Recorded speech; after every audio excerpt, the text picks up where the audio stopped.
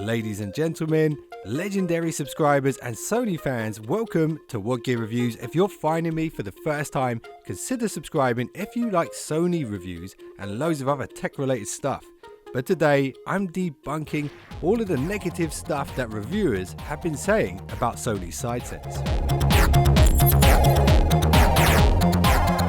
So I've watched basically all of the video reviews on this phone. I've read all of the Reddit forums and everything that you guys have been saying.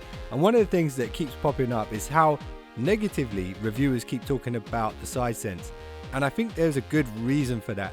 So what happens when you're a reviewer, you get a device and you want to be first to market with it.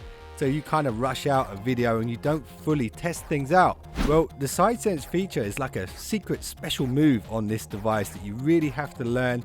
You ever played Street Fighter? You know that character Akuma, he's got this move, it's really difficult to nail. But once you know how to do it, you can pretty much end people. Prepare yourself! Sky 1000 deaths! And the side sense feature on the Sony devices is kind of like that, but not as difficult. And the mistake that a lot of people make is they kind of think that you have to touch the edge of the display on either side to make it work, when actually that's not the truth. The truth is there's actually touch sensitive capacitors down the side of the bezel, the black bar, not the screen, that actually activate the side sense. And this is where everybody goes wrong. So instead of touching the screen here at the edge of the screen, it doesn't do anything. You have to touch the black bar at the side of the screen, and that's how you get it to work. And you can see once you figure out exactly where that point is on the corner of the screen, you can actually activate the side sense whenever you want. And it's actually very easy to do. Just 2 pushes on the bezel and it opens up. Now, one thing to bear in mind about the side sense, and I realized this after testing it out pretty extensively, is if you've got any kind of ghost touches on the other side of the screen, like your fingers here touching that side, it probably won't work as well, because the phone has software to eliminate those ghost touches.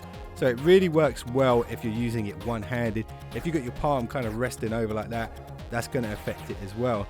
So just keep in mind the side sense, if you want to use it properly, you have to touch the black bar, not the display, and it will work perfectly every single time. So to all of the reviewers that were talking crap about this, Sky 1000 deaths! I'm only joking. I don't want you guys to die 1000 deaths, but I'll definitely kick your ass on Street Fighter. So the other side sense feature, which is a bit trickier than the double tap, is the swipe. So the swipe is quite a long swipe. You kind of have to touch the same edge and swipe your thumb or your finger up the screen or down the screen. I find this a little bit more difficult to do, but it does work as well. You can see there it kind of registers, but you have to swipe quite far to make it work. I prefer the double tap. It works on both sides as well. You can customize it within the settings. So when it comes to the sensitivity as well, I just use a light touch on the edges. You can actually change how you want the side sense to work. So you can change the length that you need to swipe. Right now it's quite long, but you can set it even longer or shorter if you want as well. I think I'll set it to shorter and test that out. Yeah, so that's a bit better now. I probably recommend you guys do that. If you want to use the swipe side sense, set it to a bit shorter. Otherwise, you have to do quite a long swipe. And you could change the speed in which you need to tap the edge of the screen for the side sense as well. I think it's alright on the default one, to be honest. And one of the cool things about side sense, which I didn't know before, is actually it uses AI to figure out what apps you're using throughout the day and what time. And it'll actually pop up with the apps you normally use at those particular times of the day, which is really cool. So it's a pretty awesome feature once you know how to use it. So I hope you guys learned something today about how to use the side sense. I thought I'd put this video out since it was such a controversial topic when it comes to these devices. It does work well. You can see it here and test it out for yourself. All you need to do is hit the bezel, not the screen. Anyway, I'm going to be doing a bunch of videos on the Xperia 5, and I'm interested to know what videos you guys want to see, because I know this phone's been out for a while.